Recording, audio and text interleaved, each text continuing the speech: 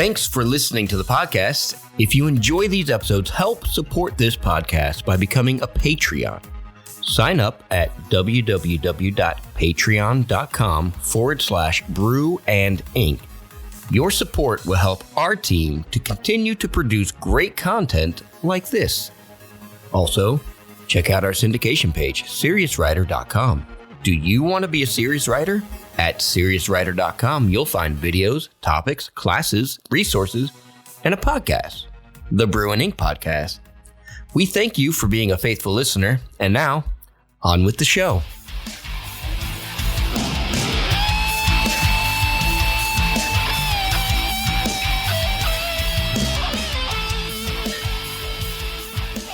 Welcome, everyone, back to another Brew and Ink episode.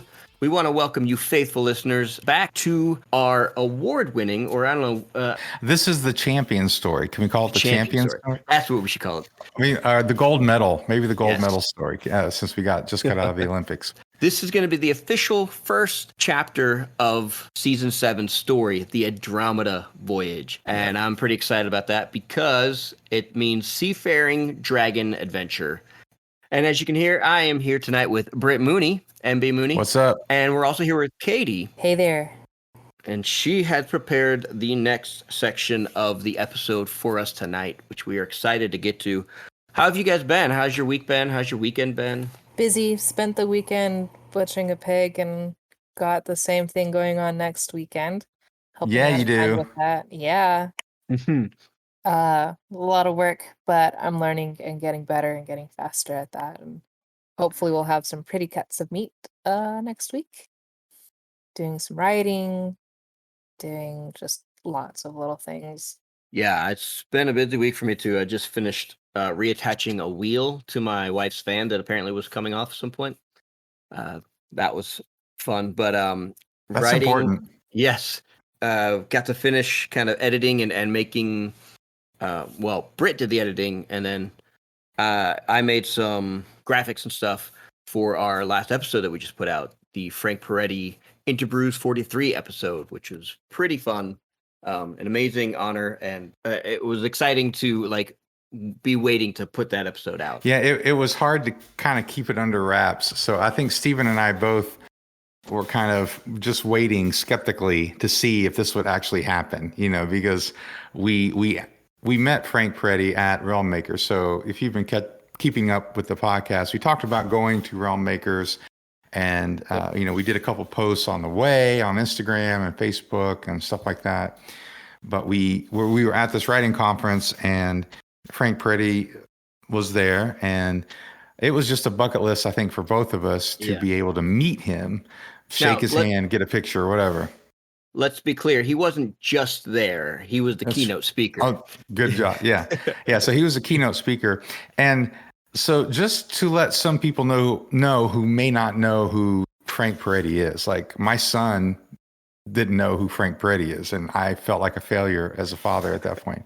And so in the world of Christian science fiction and fantasy, there are, to me, three big names, and I know you and the guys late one night maybe came up with a fourth, but you've got C.S. Lewis, Tolkien, who I think could kind of straddle both worlds, general market and Christian. I think C.S. Lewis does too, and then you've got Frank Peretti, who was New York Times bestseller. I mean, this guy sold just as many books, if not more, than most of the big names. And you're talking late 80s, beginning of the 90s. Beginning of the 90s, and has had a great career. He's a great writer, and he was a huge influence for both Stephen and myself.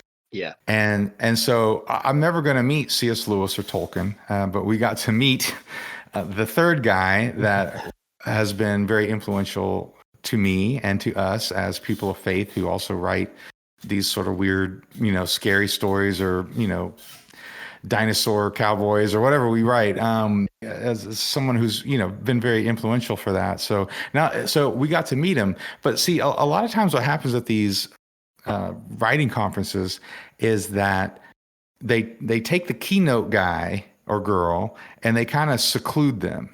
hide them Yeah, away. they kind of hide them away because you're going to have to spend extra money or get some sort of perk to get to actually talk with this person. And then, of course, they do the keynote speeches and all that sort of stuff. But I don't know how much he did it on purpose, but I think he probably did do it on purpose. But he just kept showing up. Like whenever there were people around, he just kept showing up. And so the first few times people are like getting their picture with him and desperate to, but by the end of the weekend, it was just like, oh, there's Frank Peretti again. Okay, cool. I mean, like he made it like a normal thing. Like he was just one of us. And And he that was even so said on great. the episode, like he enjoys doing these speaking events. Like he says, he has a time where he goes into the speaking events and then he looks forward to going home and writing and just focusing on writing. But he said like he really enjoyed being a part of the Realm Makers conference. Well, I mean, he did have some old friends there too. Yeah. Yeah, he was definitely much more approachable. Yeah, he was very generous with his time. He was very generous with doing an interview at all. The audio quality isn't the best from his end, and so I hate that. But I think it's listenable, and I think you can hear what he says, and he's got such great insight, and he made the joke that he's kind of like the Obi-Wan Kenobi of Realm Makers. He's like this author emeritus sort of that sort of genre. And so you could just see the joy on him. You could just see the joy on his face and how he enjoyed being there. You totally got that vibe that he enjoyed being there. And like you said, he was just really generous and he's a very insightful person. And I don't know if it's a prerequisite to be an insightful person and to also be a good writer. I think it might be. Because storytelling definitely helps.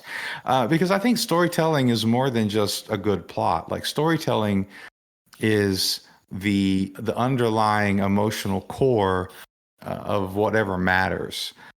So whatever matters with that emotional core, it's about more than spaceships or laser beams or lightsabers. It's about more than that. There's something, George Lucas has even said Star Wars is about it's a family drama. Like that's really what Star Wars is at its core. Yeah. It's a family drama. It just happens to have light speed and pirates and aliens but at its core it's still got that very relatable element to it. And so I don't know if it is a prerequisite, but I would assume it kind of is, that you have to be insightful to the human condition on a level that allows you to tell those kind of stories. Yeah, Frank was one of the first authors that I remember having a recollection of because my mom, and I want to say I was probably 8th grade, like about to go into high school, and she recommended his book to me, the Darkness series books, so This Present Darkness and Piercing the Darkness.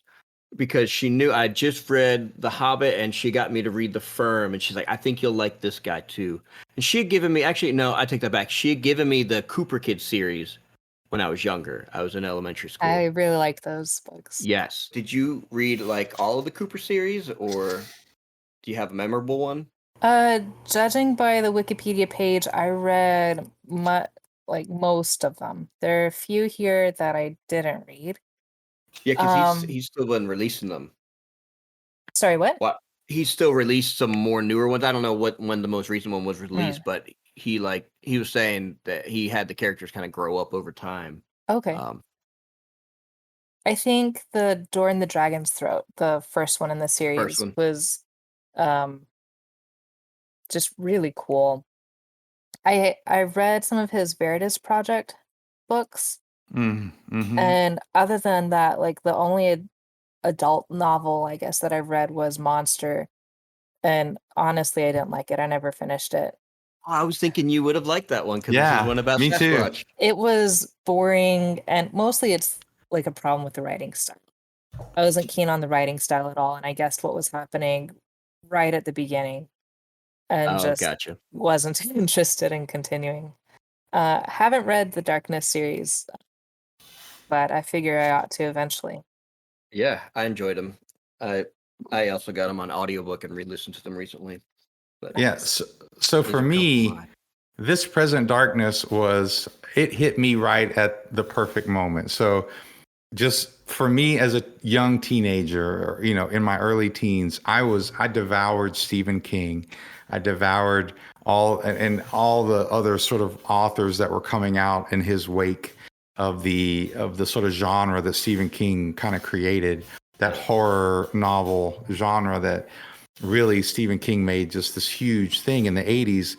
And as far as Christianity was concerned, I was really interested in like the demonic. I was really interested in, and he talked about it in the interview. Like he thought it was cool too. Like there's angels and there's demons and there's fighting. Like like he was interested as a young church going guy as well. And so I mean I was reading books that were like theology on spiritual warfare, and I was like really getting into it. I watched The Exorcist, and I'm not saying that's theologically correct. I'm just saying, I watched that's the world I was in. So for me, this present darkness and piercing the darkness was like a godsend to me. I was like, that was perfectly what I needed at that moment, to not go too far into the darkness, but to still have like some element of redemption within liking the dark sort of stories and some of that stuff. So I was not at the age where I was like really devouring books at that point. And so I didn't read through all of them, but then she introduced me again to his like more grown-up stuff, the young adult stuff. And ever since it stuck with me. And like you said, it's been C.S. Lewis, Tolkien, and Frank Peretti. People who did it so well that even the general market took notice.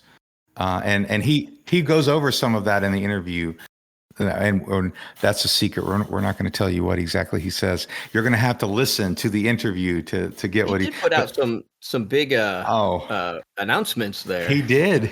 He was pulling out some.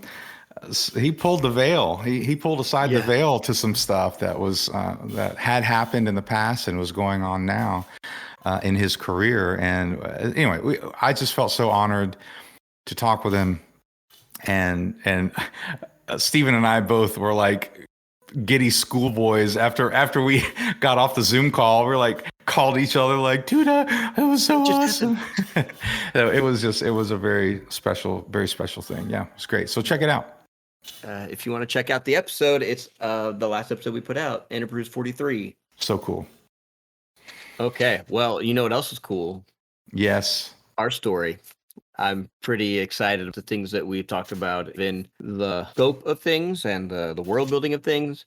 And I'm very excited about seeing where Katie takes us today. One announcement is Bill, he's not on here right now, but he has released his book. If you guys have signed up for our newsletter, you will have gotten the updates on those releases, and you would have got the update on the Frank Peretti release. So if you haven't been getting those updates, go to our webpage, www.brewandink.com, and click the link there to sign up, give your email, and you can get a free copy of our ebook, Singularity, and then you'll get those updates as they come out. So be sure to check those out. And I think at this point, Britt and I are going to mute our microphones and let Katie take it away. Awesome. Super. Just a side note as we begin the Andromeda Voyage, we made some small changes and things and got our world building really finalized. So there might be some details that are different from what you heard in the first two chapters. Those will be reflected in the written copy. Cool.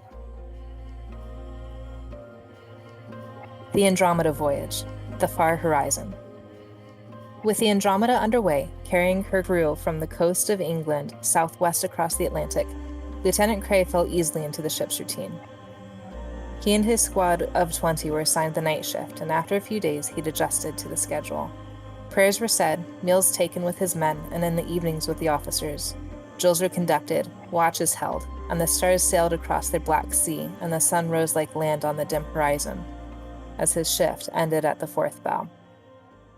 Captain Levitt held the day, and Tabitha Hinkle came and went as she pleased, bound to no hour but her own. The Andromeda was a quiet ship, and for that Cray was thankful.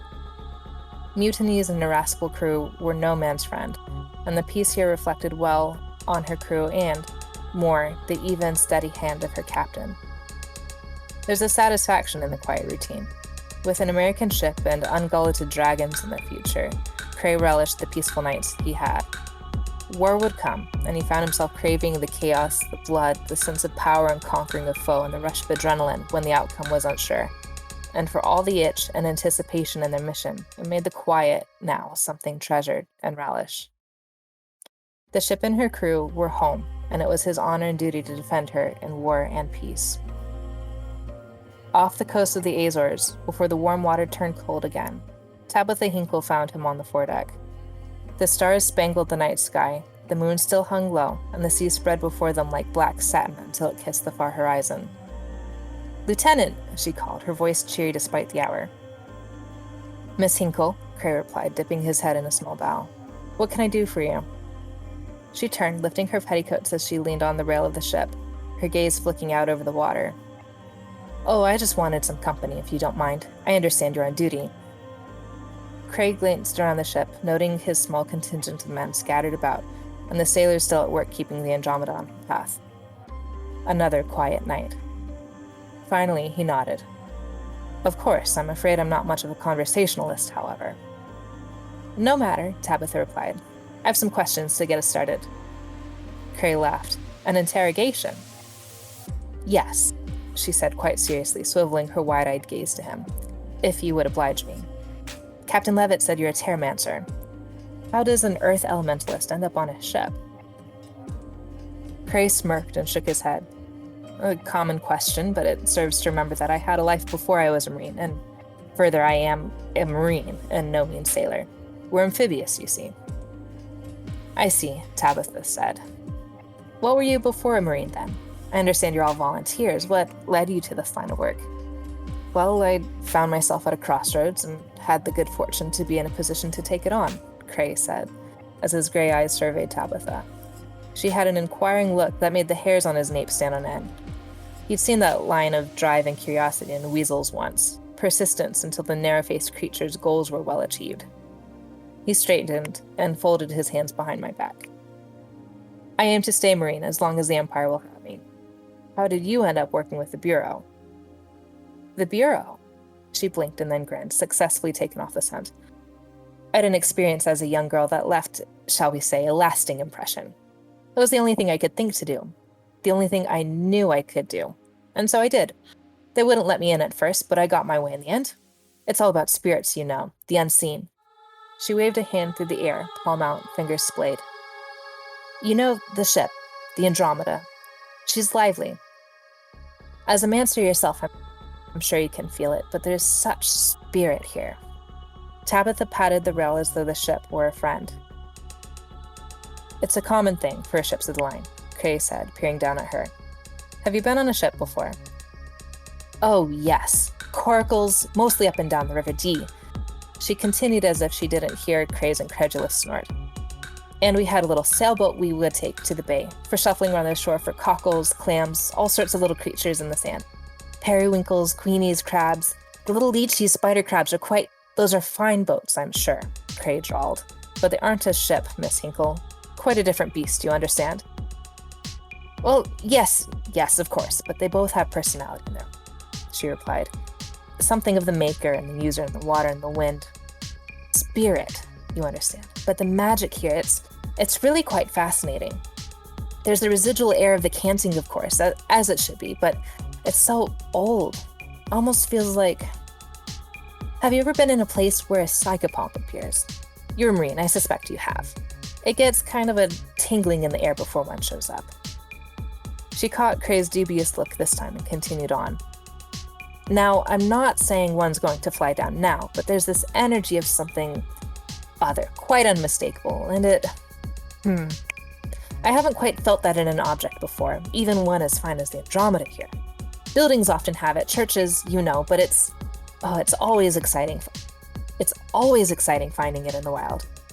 Very exciting." Cray let his attention drift over the ship once again before rolling toward Tabitha. "She's seen action, lots of good men, and taken plenty on her voyages. I'm sure that's it. Nothing ghostly about it." "No, certainly, nothing ghostly. Just, have you ever seen a psychopomp?" Excuse me, Cray said. Tabitha peered up at him. This is an interrogation, after all. Not a very good one, Cray muttered. And I have, once, years back in Africa. My platoon had been nearly brought low by a single blood-drunk mancer. It was one of our first encounters with them, and as far as I know, the first that created havoc at such a scale. I saw the psychopomps and all their silly wings and eyes that falling dawn. I thought it was just the shell shock at first. Lieutenant, Tabitha said. I'll have to get back to you on that, but there's something in the water. Cray turned to face the ocean just as a high, sharp fin cut through the surface of the sea and descended into the black. A second followed, and then a third, its ghostly pale face with fish-like eyes wide and unblinking, skimmed just below the surface. He jerked away from the rail just as the lookout cried, Sirens! Sirens off the port bow! He wheeled and caught Tabitha's arm. Get below decks now, Miss Hinkle. The Marine gave her a shove as he set his whistle to his lips and sounded the alarm. In seconds, the poop deck of the ship was alive with Marines. Rifles bristled as they were loaded. The quartermaster opened the weapons locker, and the sailors on duty were soon armed with axes and cutlasses. Boarding measures. Cray pushed through the crowd toward the forecastle. The merfolk broke through the wake of the ship. 2, 5, 6, 8 at least, their quicksilver scales, long rayed fins, and porpoise-like bodies arching through the waves. A high-pitched whistle sounded from the water. Cray swore under his breath and shouted aloud, Fire the moment you see their eyes. Every man partnered with another. Prepare to catch any jumpers. A sharp voice sliced through the din as Captain Levitt shouted out, Lieutenant Cray, what's your report? He pushed his way to her just as Alice met them. Pot of merfolk off the port bow, at least 8, but probably more. A shout rose behind them and Cray turned, watching a throng of men grab hold of another who fought mindlessly to get to the starboard rail. A streak of blue light shrieked from a Marine's hand, and abruptly the man sagged to the ground as the sirens stopped. Right then, Captain Alice said with a nod. This is why we have you lot here. See to it. You heard him, Lieutenant. Let's get to work. Levitt dismissed Cray with a nod as she took position, barking out orders as the whistling song began to pierce through more than air. A rifle's report sounded, and then another, and Cray waded into the midst of the fray. The end.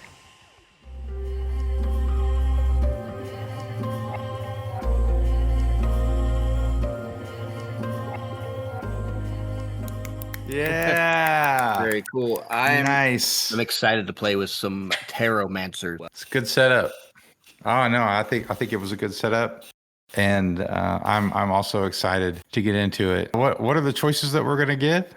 So we have two options with the story. Either something is gained by the crew, or something is lost.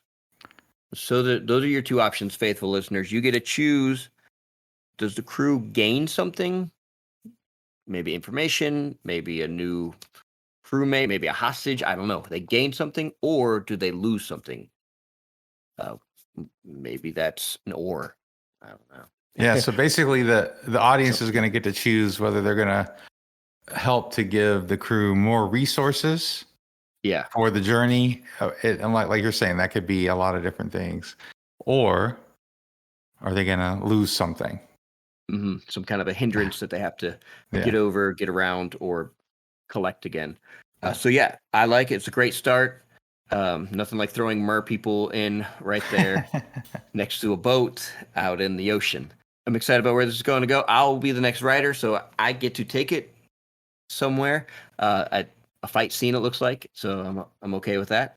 Until then, we're going to be having some fun with some more interviews and the companion episode that we've been promising you guys. It's in the works. It's almost ready. It really exists, we promise. It does exist, yes. It do exist. But until then, I think that wraps this episode up. I'm excited about this story. I think we're gonna have a lot of fun with this one, so it's gonna be good. As always, remember to raise a glass to inspiration and stay inspired, guys.